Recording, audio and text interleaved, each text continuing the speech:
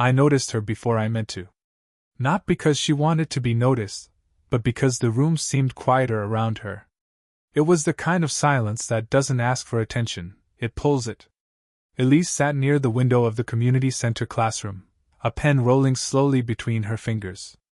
The late afternoon light caught the faint lines near her mouth, the kind that come from years of half-smiles and swallowed words. I should have been focused on the assignment. Write a scene about a memory. But my eyes kept drifting to her hands. The way she moved was unhurried, deliberate, like she'd learned that rushing only makes you miss things. When I finally spoke to her, it wasn't supposed to mean anything. Just a simple question about the writing prompt. Do you ever write about things that actually happened? She didn't look at me right away. Just paused, pen still in her hand, then said softly, "Everything happened. Some of us just changed the names." Her voice was low, not tired but worn in, like a song she didn't sing often. For a moment neither of us said anything. The hum of the ceiling fan filled the space where a reply should have gone. She turned her head slightly, studying me with that small, searching look older people sometimes give, not judgment, just quiet knowing. I felt it then, that strange, weightless pull toward her. It wasn't about attraction in the obvious sense. It was something slower, quieter, like my pulse had found a rhythm it didn't know it needed. When class ended, everyone gathered their papers, chairs scraping lightly against the floor. I hesitated, waiting for her to stand first. Instead, she stayed seated, tapping her pen against the notebook, eyes unfocused. "You're not leaving yet?" I asked. She smiled barely. "I like when the room empties first. Feels easier to breathe." I nodded, though I didn't understand, not fully. Still, I sat back down. Close enough to see the gold thread on her sweater catch the last bit of light. Her hand rested on the desk, near mine. Not touching. Just there. And somehow that almost touch said more than words could have managed. I could feel warmth radiating from her skin, a faint, impossible heat that made me forget the cold air from the vent above us. My throat went dry. She noticed. Her eyes flicked toward me for just a second, and I swear I saw something there, a question, maybe, or a memory she didn't mean to share. She said, "You're too young to hesitate like that." I didn't know what to say. "You don't seem like someone who hesitates either." That earned a quiet laugh, soft, quick, real. "You'd be surprised." We sat in the growing dim, the kind of silence that doesn't ask to be filled. Her fingers traced the rim of her coffee cup, slow circles, like she was writing something invisible. I wanted to ask her everything: why she waited until the room emptied, why her smile looked like a promise she'd broken long ago. But I didn't. I just watched as she reached for her bag, her sleeve brushing my arm, barely, accidentally, but enough to send a pulse through me that had nothing to do with logic. "See you next week," she said, voice softer than before. She stood, adjusted the strap of her bag, and walked toward the door. The air she left behind felt thinner somehow. I almost called after her. Almost. Then the door opened, and someone else stepped in, saying her name. Her head turned, eyes widening just slightly. And just like that, whatever had been unspoken between us paused, suspended in the doorway, waiting to find its shape. The next week, I told myself I wouldn't look for her. But the moment I walked into that classroom, my eyes found her anyway. Elise was already there, same seat near the window, same stillness that made the air bend around her. Only this time, she looked different. Maybe it was the way her hair was loose, not tied back. Or maybe I'd just started to notice too much. She smiled when she saw me. Small, polite. But it stayed a second longer than it needed to. I took the seat beside her. Too close, probably. The scent of her perfume, faint, something like cedar and citrus, hit me before I could say anything. "You came early," she said. "Didn't want to miss the best seat." Her eyebrow lifted just a little. "You mean the one with the worst glare?" "Yeah," I said, smiling. "That one." She laughed, shaking her head. That sound, low, brief, did something strange in my chest. The instructor's voice faded into background noise. We were supposed to be writing about a moment of truth. But I couldn't focus. My pen hovered over the page, motionless. She glanced over, noticing. Writer's block? Something like that, I murmured. Hard to concentrate. On what? I didn't answer fast enough. Her gaze lingered on me, steady, knowing. Then she looked away, a quiet breath catching at the edge of her mouth. Later, when class ended, she didn't leave right away again. I waited with her. We talked about writing, about the kind of stories people avoid telling. She told me she used to write letters she never sent, to people she couldn't forgive. Her voice softened when she said it, like she was almost confessing something. I stopped when it stopped hurting, she said. Or maybe I just got used to it. I wanted to ask who the letters were for, but her tone told me not to. I told her about someone I used to love, a girl my age who left because I wanted too much too fast. Elise listened quietly, nodding once, eyes on the desk. That doesn't sound like wanting too much, she said. That sounds like being young. The way she said young, not dismissive, but almost careful, made something inside me tighten. There it was again, the reminder that we weren't supposed to orbit each other like this. She was old enough to know better. I was old enough to pretend I didn't care. When she reached for her notebook, her hand brushed my arm, light, but deliberate enough to silence whatever thought I'd been holding. Her touch lingered a heartbeat too long. She didn't move right away. I should go, she said, though she didn't stand. Yeah, I whispered, even as either of us moved. The light from the window hit her face just then, soft, golden. It caught on the fine edge of her lashes. I saw her swallow, her jaw shift slightly, like she was fighting some small, invisible impulse. Then she did something unexpected. She reached out, her fingers grazing the back of my hand, not holding, just resting there. It wasn't a gesture of confidence. It was hesitant, trembling, almost questioning. I turned my hand slightly, enough for our fingers to touch, just once. Either of us spoke. Outside, someone laughed in the hallway.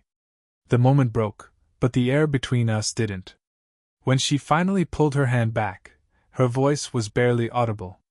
Next week, she said. Same seat. And before I could answer, she was already halfway to the door, leaving that quiet electricity behind, pulsing between the desks like something alive. Rain came down hard that afternoon, the kind that blurs everything, smudging edges between what's real and what you wish was. Class was cancelled, but I went anyway. I told myself I just wanted the quiet room, the smell of paper and chalk dust. But when I pushed the door open, she was already there. Elise stood by the window, her coat damp, hair darker from the rain. She turned, surprised, then smiled, that faint, unsure smile that never reached both corners of her mouth. Guess we're the only ones who didn't get the memo, I said. Or maybe we just needed the silence, she replied, brushing a strand of wet hair behind her ear. I wanted to offer her my jacket. Instead, I stood still, dripping near the door. The room felt smaller than usual. She nodded toward the seats. You might as well sit. It's coming down too hard to leave. I did. She followed, sitting beside me, closer than she usually did. The air between us hummed with something that didn't need a name. We talked about nothing. The weather. The sound of rain on the roof. How silence sometimes said more than conversation. She laughed softly at one of my clumsy jokes, the sound quiet and warm. I caught myself watching her mouth, the way her lips curved and lingered on certain words. When the laughter faded, the silence came back, heavier, charged. Her hand rested near mine on the desk again, close enough that the fabric of her sleeve brushed my knuckles every time she shifted. I could smell her perfume, faint now, mixed with rain and something like coffee. You ever think about what people would say? She asked suddenly, not looking at me. I hesitated. About what? This. Her eyes flicked toward me, then away. You. Me. Whatever this is. My chest tightened. I try not to. She smiled sadly. You're young. You still believe that trying not to think about something makes it go away? There was a pause, long, fragile. I could hear the rain against the glass, steady, relentless. Then she turned, leaning slightly closer, her voice dropping lower. You make it hard to stay careful. I swallowed, my pulse loud in my ears. I don't mean to. I know, she whispered. She reached out, almost instinctively, her fingers brushing the back of my neck as if to smooth something there. The touch was brief, but it burned. I didn't move. Couldn't. She realized what she'd done and froze. The space between us became a held breath. I leaned in without meaning to, drawn by something quiet, magnetic, unexplainable. Our faces were inches apart. Her breath warmed the air between us. Then, a sharp knock at the door. We jolted back, chairs scraping. A man's voice, the janitor, called through. Didn't know anyone was still in here. We're locking up soon. Elise cleared her throat too quickly. We'll be out in a minute. The sound of her voice, that quick, practiced calm, made something ache inside me. When the footsteps faded, she didn't look at me right away. Her hands trembled slightly as she gathered her notebook. I should. She started, then stopped. I reached out, not to hold her, just to stop her from standing. My hand hovered near hers. Don't go yet. She looked at me then, eyes dark and searching. You don't know what you're asking. Maybe not, I said. But I'm asking anyway. For a heartbeat, she didn't breathe. Then she exhaled slowly, closing her eyes, a small surrender, or maybe just exhaustion. When she opened them again, she whispered, You make it feel like I'm doing something wrong. You're not, I said. Her gaze softened, not agreement, but something like it. And as she finally stood, her fingers brushed my shoulder, a faint, trembling touch that lingered long after she walked out. The rain hadn't stopped. Neither had whatever this was. I didn't see her for a week after the rain. Her chair stayed empty, her notebook gone. The space she used to fill with quiet had turned into a small ache at the edge of every class. By the third week, I stopped pretending not to notice. I walked past the window seat every time, waited too long before leaving, checked my phone for no reason. Nothing. Then one evening, just as the building lights were dimming, I saw her outside, standing under the awning, fumbling with her umbrella. Elise. She turned. Rain speckled her coat again, just like that day. Her expression flickered between surprise and something heavier. I thought you'd stopped coming, I said. I thought I should. The way she said should, soft, regretful, made the rest of the world fall quiet. We ended up walking together, side by side through the drizzle. The streets glowed in the amber light of passing cars. She didn't speak for a long time, just watched the pavement. Finally she said, You don't know what it's like to start wanting something you told yourself was over. I stopped walking. You think I don't? Her eyes lifted to mine then, wet, tired, searching. You're 27, Daniel. You're supposed to be wanting everything. I'm supposed to be past that. Who decided that? She let out a faint, shaky laugh. Time. Mistakes. All the little endings that add up to one big lesson. She was trembling slightly. Whether from cold or something else, I couldn't tell. I reached out, hesitant at first, and touched her sleeve. She didn't pull away. Elise, I said quietly, if this feels wrong, tell me. She looked up at me, rain dripping from her lashes. It doesn't feel wrong, she whispered. That's the problem. The words hung between us like heat. I stepped closer, and she didn't move back. The scent of rain, the warmth of her breath, it all blurred together until I could barely tell where the air ended and she began. She closed her eyes when I brushed a strand of wet hair from her face. My fingers grazed her skin, cool, soft, trembling. Don't, she said faintly, but her body leaned closer, betraying her voice. Then stop me, I murmured. She didn't. For a long second, the world shrank to the space between us. I could feel her breath against my neck, hear the uneven rhythm of her heartbeat. Or maybe it was mine. You make me forget who's supposed to be careful, she said. Maybe either of us is, I answered. Her hand lifted, fingertips brushing my jaw, barely there. My pulse stuttered. The streetlight flickered, casting us half in shadow. I could see her lips part, her chest rise. One more inch and it would have happened, no thought, no hesitation. Just gravity. But then, a car horn blared close, snapping the world back. She stepped back fast, hand dropping to her side, breath sharp. We can't, she said, almost to herself. I swallowed hard. You already did. Her eyes darted up, startled, not by the words, but by how true they sounded out loud. The rain came harder. She turned toward the street, voice breaking on the edge of restraint. Daniel, don't make me finish that sentence. And then she walked away, leaving me in the glow of the streetlight, heart pounding, soaked, and knowing that something between us had just crossed the line it couldn't uncross. She didn't come back to class. Weeks passed. Her name stayed on the roster, her seat stayed empty, and the space she left behind grew into something too large to ignore.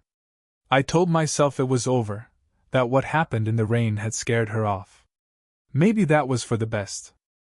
Maybe it was the kind of story that wasn't meant to go past a certain point. Then one evening my phone buzzed. From Elise. Could we talk?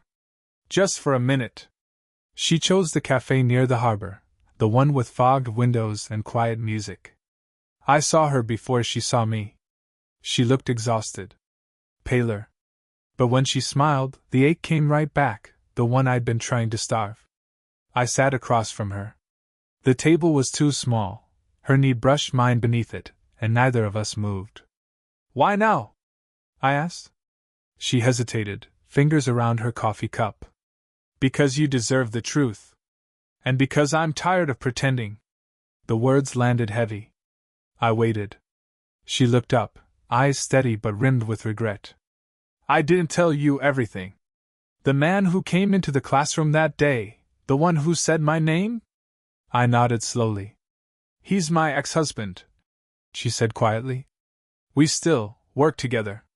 He's on the board that funds the writing program. The air between us thickened. So he knows about us. Her jaw tightened. He suspects. He's the reason I stopped coming. He made it very clear that if there was anything inappropriate, real or imagined, it could get you removed from the program. I leaned back, pulse quickening. You were protecting me. Maybe, she said, voice trembling. Or maybe I was protecting what little of this felt safe. She pressed her fingers to her temple, exhaling shakily. But it hasn't stopped, has it? She caught herself, biting the inside of her cheek. I still think about you, Daniel. Every day. And it terrifies me. Something inside me broke a little then, not out of anger, but recognition. Because I felt the same fear. The same pull. I reached across the table, hesitating just before touching her hand. You could have told me. She gave a fragile laugh. And what? Watch you look at me differently? Pity me? I wouldn't have. Her eyes softened. No. You would have tried to fix it. You always do. For a long moment neither of us spoke. The cafe's hum faded until there was only her breathing, shallow and uneven. She reached forward then, fingertips brushing mine barely, trembling. Her voice dropped. He saw us that day, Daniel. By the window. He didn't say anything, but I saw his face. My chest went cold. So this isn't just about us anymore. No, she whispered. It's about what happens next. Her hand was still on mine now, tighter, desperate. If we walk away, it ends clean. If we don't. Her sentence trailed off, unfinished, like everything between us. I met her eyes. Then we stopped pretending we can. For the first time, she didn't look away. Her lips parted, a breath caught between us, and the tiniest motion, her leaning forward, made my pulse break into a sprint. Then the barista called her name for the order, loud, jarring, shattering the fragile stillness. She didn't move. Neither did I. But in that heartbeat, Something irreversible had already shifted, and we both knew there was no going back. It was late when she showed up at my door. No message first, no warning, just the soft sound of knocking, hesitant but certain enough to make my pulse spike. When I opened it, she stood there in her coat, rain in her hair again, eyes bright and unsure all at once. "Can I come in?" Her voice was quiet. I stepped aside without answering. The moment the door shut, the silence felt alive. Her coat dripped onto the floor, her breath shallow. I could smell the rain on her, the faint trace of coffee and something floral that clung to her skin. "I shouldn't be here," she said. "I know. But I am." She took a step closer. The room felt too small to hold everything unsaid between us. She didn't sit. Neither did I. We just stood there, facing each other. The only sound was the faint tick of the clock above the kitchen sink. "I thought if I stayed away long enough, it would fade," she said. "But it doesn't. You stay." I wanted to say her name, but the sound stuck in my throat. "Elise." She closed her eyes when I said it, as if it hurt to hear. "Do you have any idea what this could cost?" she whispered. "Yes." "Then why do you keep looking at me like that?" "Because I can't not." She opened her eyes again, searching mine. And then something shifted, like she was done fighting gravity. When she reached up to brush the rain from her hair, her hand trembled. I caught it before she could pull back. Her skin was cold, her fingers stiff, but they tightened around mine instantly. "Tell me to leave," she said. I shook my head. "You don't want me to." Her laugh came out brittle, breaking halfway. "You think you know what I want? I know what I feel when you're near me." That stopped her. Her lips parted, breath catching. The distance between us vanished until I could feel the heat from her body against mine, the faint rise and fall of her chest. "I've spent years learning how to stop wanting things that can hurt me," she murmured. "And did it work?" Her eyes softened, a tiny, broken smile forming. "Until you." Her confession hit the air like thunder, quiet but final. For a heartbeat, either of us moved. Then she leaned in, her forehead resting against mine, the smallest touch, but it felt like everything breaking open at once. Her voice came as a whisper, trembling, bare.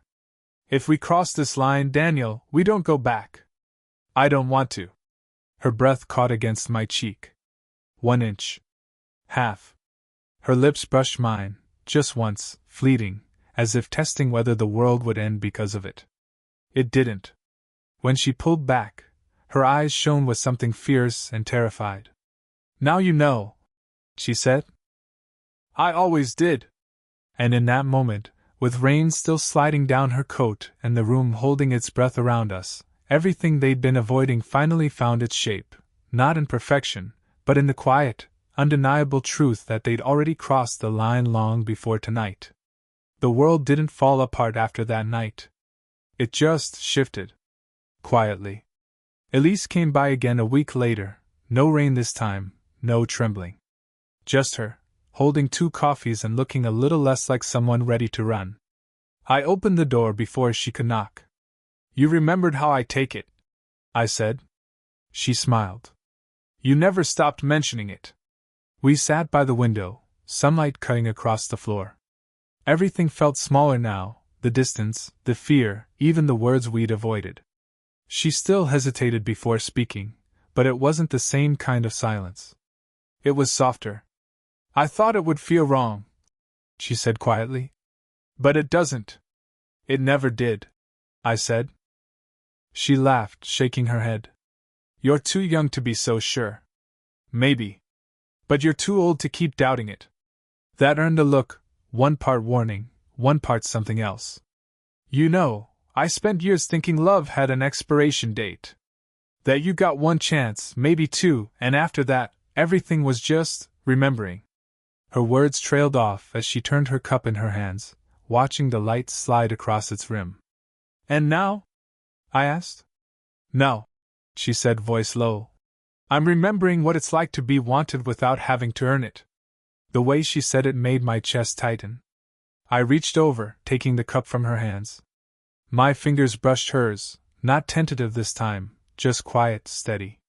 She looked at me then, really looked, like she was seeing me without the weight of what should or shouldn't be. I leaned in slightly, close enough to feel her breath warm against my neck. She didn't move away. I don't care what anyone thinks, I said. I just want to be in the same room as you. Her eyes softened. Then stay. No hesitation, no rules. Just that one word. She shifted closer on the couch until her shoulder rested against mine. The warmth of her skin seeped through the thin fabric of her sleeve. Her hand found mine and stayed there, fingers curling, deliberate and sure. Outside, the wind picked up, moving through the trees, but the world inside stayed still. I could feel her heartbeat where our hands met, slow, steady, alive. She let out a quiet sigh, leaning her head against my shoulder. You know, she murmured, for all my talking, I think I always wanted someone who could just stay quiet with me. I smiled. Then I'm perfect for that. Her laugh was soft, the kind that warms more than it echoes. We didn't need to say what came next. It was there in the way her thumb traced lazy circles against my palm, and the way our breathing found the same rhythm. The rain had stopped, the air smelled like something new, and for the first time, either of us was pretending we'd go back to the way things were. We just sat there, two people who'd finally stopped running from what had already chosen them.